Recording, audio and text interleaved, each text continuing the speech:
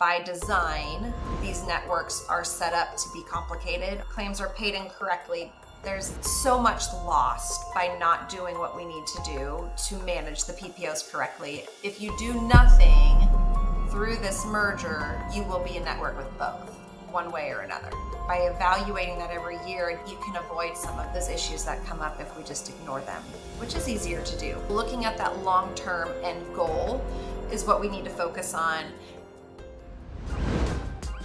Welcome to a new era of dentistry, the ultimate podcast for uncovering the latest trends, breakthroughs, and real-life stories in the dental industry.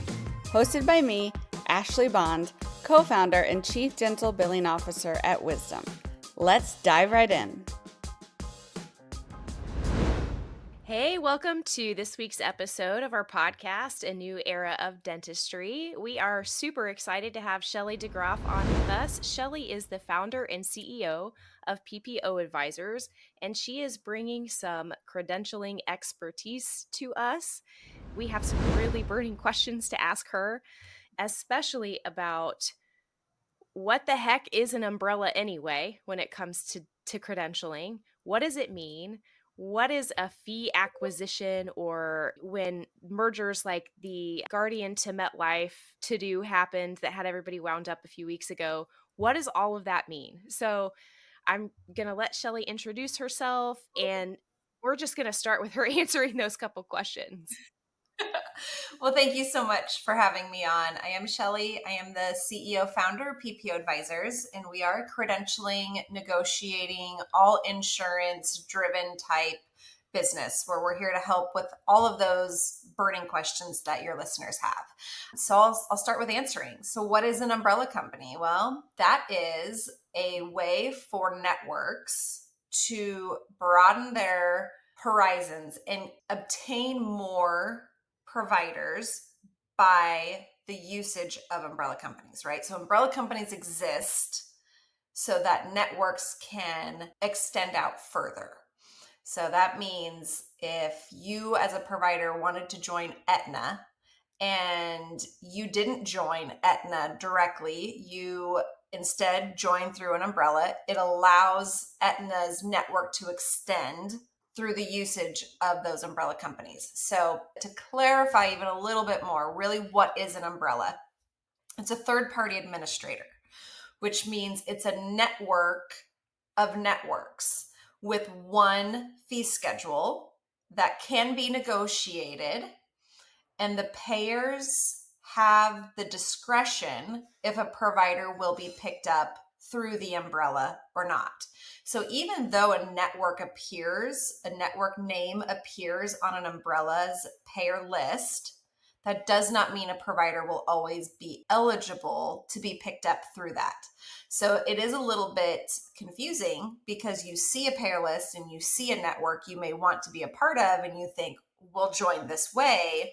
There may be issues that would not allow a provider to get picked up. Some zip codes are voided out in certain demographics. Providers will be eligible based on what the fee range is for that umbrella based off of their zip code and how many providers are on it. So there is no guarantee ever that a provider will get picked up through an umbrella. Most of the time, we do see them get picked up, but you never want to give that false hope that you are a guarantee to get picked up, if that makes sense. That actually brings up a question that I have. And what you do you find it's easier, or there's a preference between being under an umbrella or being directly in network with the insurance company? Because I see pros and cons to both sides. One fee schedule we have to worry about. Right. But it might not be the highest fee schedule, maybe. I don't know. Do you see a preference between your clients, or do you even have a preference, or is it really one size doesn't fit all? No, that's a great question. And it really depends on the practice's end goal. So we'll work with practices that want to be very minimally involved with insurance. An umbrella is not the way they should be going. Then you have practices that are wanting to be more involved with insurance, may have more providers that need to be involved with insurance. And an umbrella company is an excellent way to potentially be involved with, again, that one fee schedule that you really have to manage versus multiple fee schedules. Another pro and con here, though, is a direct contract is no longer a direct contract in and of itself. So you have umbrella companies, you also have lease share agreements, and those are two different things. So your umbrella companies are typically your Dynamax, Carrington, Connection, Zealous. There's several more, but those are, the big players. And then your direct contracts are Aetna Direct, Guardian Direct, Delta Dental Direct, right? But some of these networks have those share lease agreements to them, like you, Stephanie, had mentioned in the introduction. There's confusion over Guardian and MetLife. They just had a fee schedule merger or an acquisition, and that is an actual lease share agreement. They have now opened their doors to a share. Those shares don't always go both ways. Most of them do, but they don't always go both ways. And so when you sign a direct contract, you really are essentially signing far more than what you think you're getting.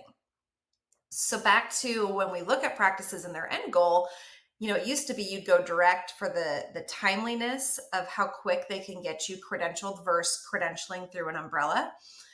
And then the simplicity of, if I'm signing up directly, I'm just getting this one network, but that is no longer how it is. So really the management of a direct contract is almost more difficult than the management of an umbrella, where you have a very visible payer list, one fee schedule tied to it, no matter who enters into that umbrella, versus those direct contracts where you just don't know where they're being shared and if those shares go multiple ways or not. Interesting. So I was thinking about a question I've asked before and didn't have an expert to ask, where it's kind of the opposite of what you said, in that just because you're with an umbrella doesn't mean you're with every company because of disqualifiers. But the flip side of it, I've seen, like, and I couldn't tell you, I don't remember what insurance company it was, but posting away and then all of a sudden hit an EOB. It's not paying the way it used to. It says you've been opted into whatever through this network, and you don't remember ever signing anything or seeing anything that changed. So how does that tie into all of this? So, and that can be happening with your direct contracts and your umbrella contracts, right? So you're probably seeing that in both situations. And so typically amendments are sent out when a new share or multi-share has happened. But I think we're all conditioned in the dental office to see so much mail come through that we filter through the junk mail and the actual posting mail that we need. And a lot of those amendments may get slid through the trash pile, or they just don't get sent. And they say they're sent, but we never receive them. And so it's one of those conundrums that we just don't know what's really happening with those amendments, but they claim they're out there. Whether they come to the practice or they don't, we are supposed to be made aware of these new shares and multi-shares and so forth. But to stop those types of things from happening is really a series of, again, understanding how you're credentialed to know if you can prevent a share from going further than you want it to.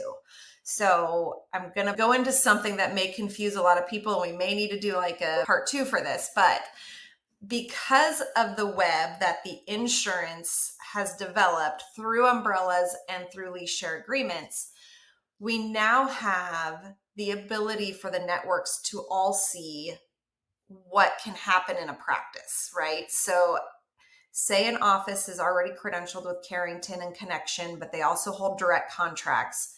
So now the network has an ability to see all of the ways that that one claim can be paid through all of those shared agreements.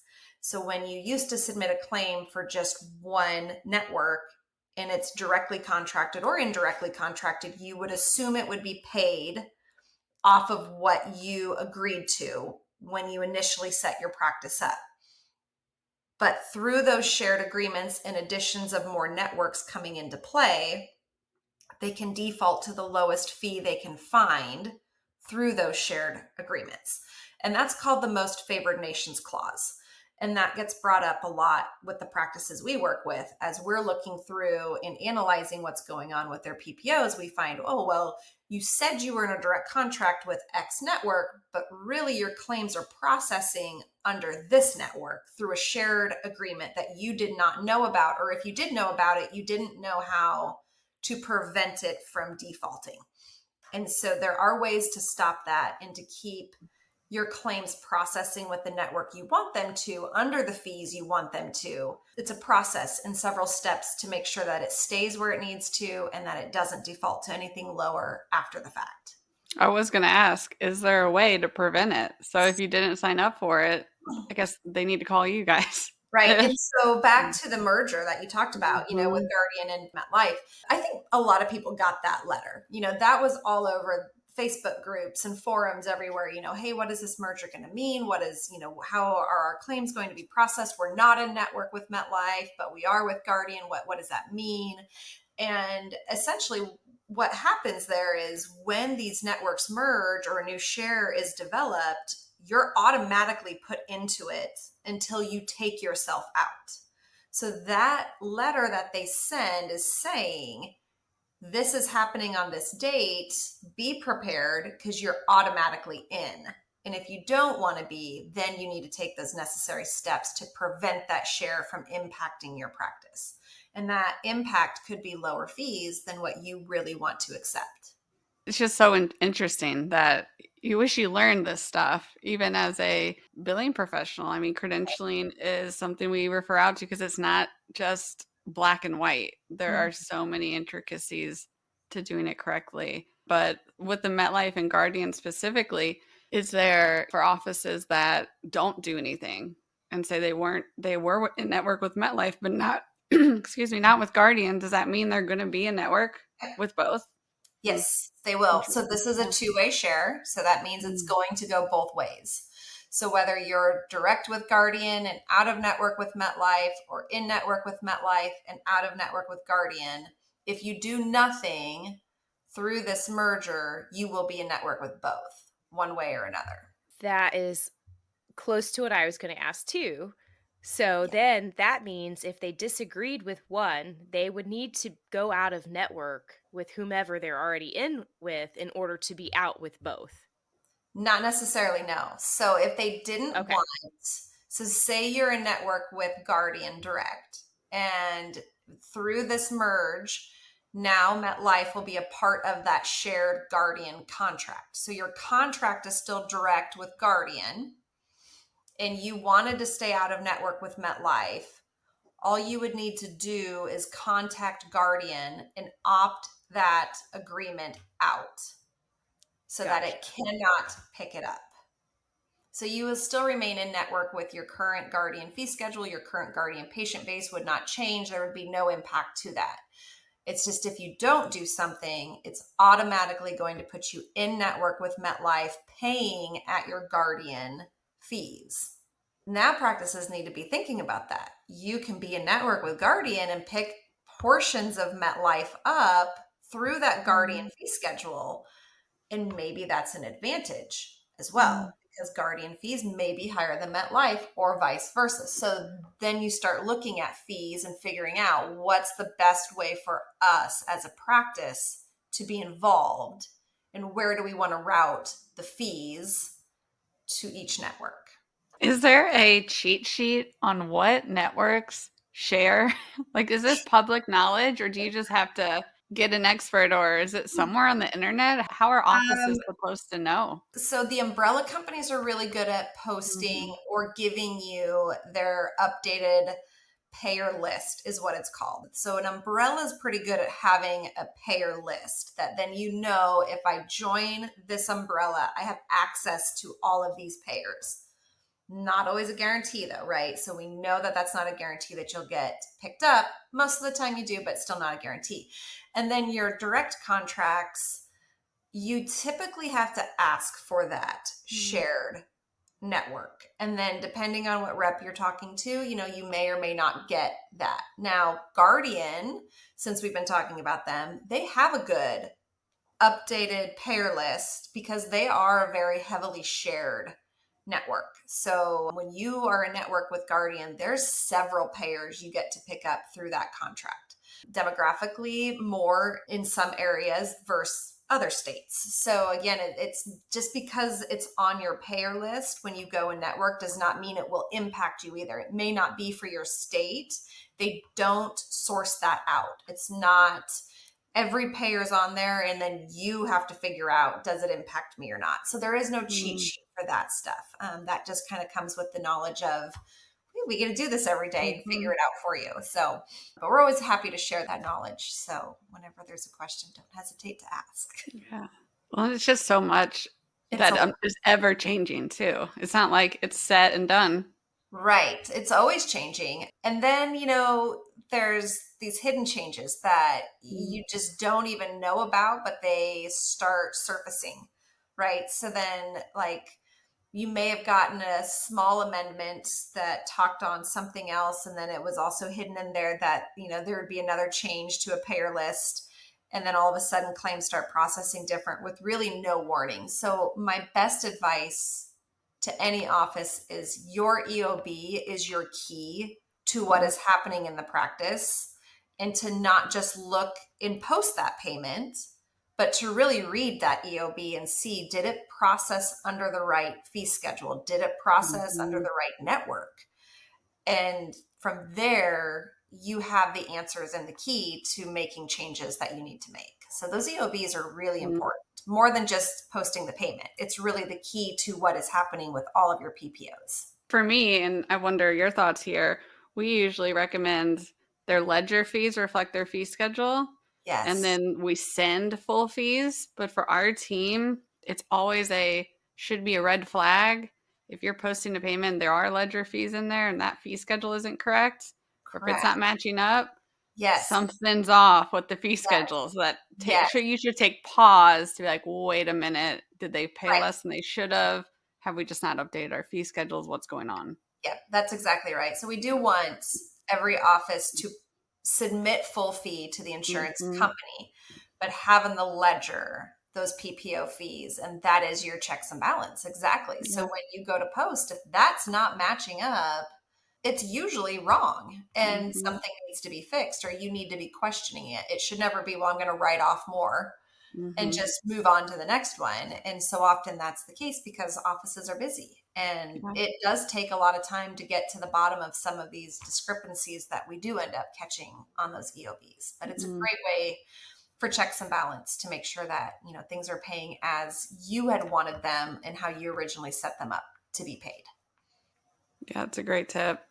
I'm wondering with fee schedules, like how often do you recommend offices should negotiate those? I know some are very hard or you can't, Mhm. but how often do you recommend that they look into maybe even when's the last time we negotiated fees? Right. So the rule of thumb is typically every 24 months, fees are renegotiable. But then there's some that are every 12 months, and then there's some that are every 36 months. So not everyone falls into that same bucket. In my opinion, an office should be evaluating their PPO situation every year. That's looking at their master fees. That's looking at how things are paying. Are they still paying the way we thought they were paying? Are there new shares that we're unaware of, and have things shifted? A big look at PPOs should happen every year where you're really diving into the health of those PPOs and then looking at, so often we get complacent with just, it is what it is. We don't have time to mess with it, but there's so much lost by not doing what we need to do to manage the PPOs correctly. And oftentimes practices will come to find that, gosh, we should have dropped that one, Mhm. or we're overly contracted and we're creating more work on the front office end than that's necessary. And by evaluating that every year, a deep evaluation every year, you can avoid some of those issues that come up if we just ignore them, which is easier to do, but I get it. When you say overly contracted, will you unpack that just a little bit for me? And so we do see overly contracted practices when we evaluate them.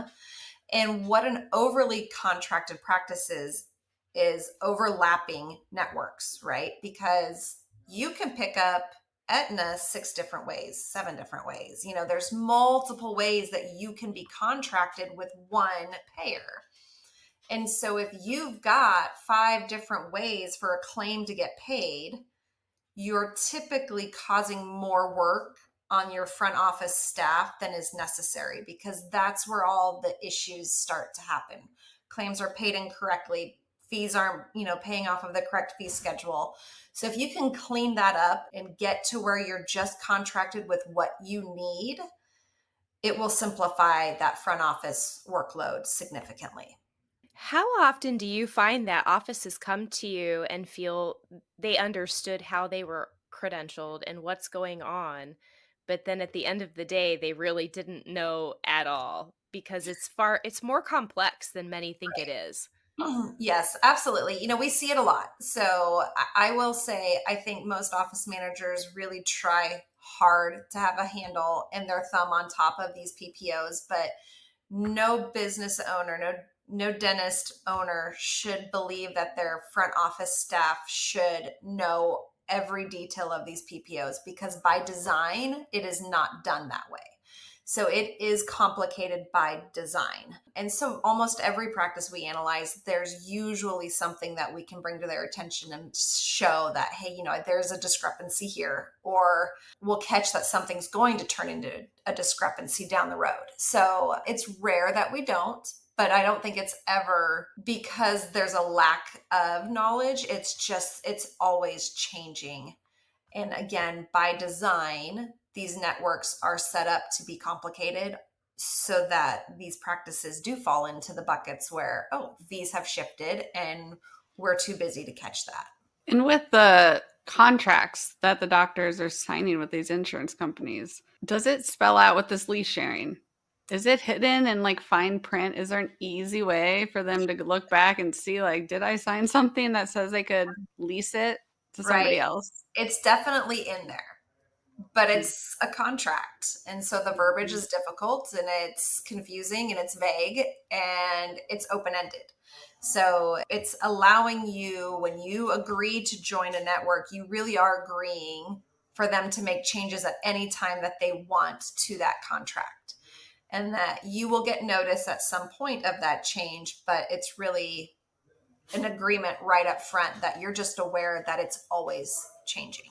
So, there's nothing that's going to be real bold in your face. This is how it is. It's a vague, because it is always changing. And so for a reason, the insurance companies kind of have to put it that way. Got it. And for offices that I would love for you just to touch on, what services do you provide for clients? I know there's an array of things that you can help them with. What do you guys provide and how do you assist them? Right. So credentialing is a big part of our service. We do acquisitions, we do startups, we do established practices. Credentialing is usually a part of all 3 of those types of provider ownership. So for an established practice, we're doing a free evaluation of how they are set up. So we're really clarifying the error and letting them know this is exactly how you're set up. These are the issues that you could run into with this setup. This is how you can improve it. And then our acquisition and our startup, it's really getting credentialed right the first time. So when you look at your practice, it's a brand new practice, or you're going to take over ownership, there's this fear of being out of network. And that fear it's valid. It really is. I get the fear of being an out of network provider, but the reality of it is at some point in your career, you're going to most likely have to be out of network in order to make your practice successful long term. And so looking at that long term end goal is what we need to focus on, and getting a provider set up correctly from day one will avoid so many setbacks and frustrations that you can enjoy this PPO ride a lot more and avoid a lot of those frustrations. Not all of them, but a lot of them if you set yourself up correctly from day one. And that's avoiding being overly contracted and duplicating contracts. It's, you look at these situations where now MetLife and Guardian are merging. Why do you need both of those direct? What would be the reason there? And are you hurting yourself by allowing lower fees into your practice when there's ways to sort them and shift them in a more positive direction from day one?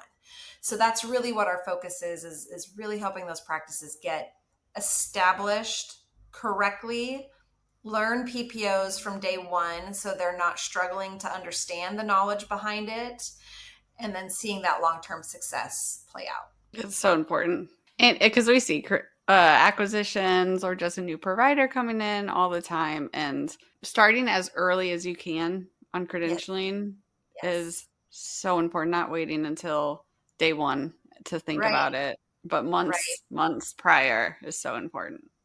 So direct contracting is usually a turnaround of 30 to 60 days. You typically can get yourself credentialed within a direct contract, right? And then your umbrella contracts can take longer, anywhere from 90 to 120 days before you get in network with the actual umbrella. But then from in network status with an umbrella, you also have shared status.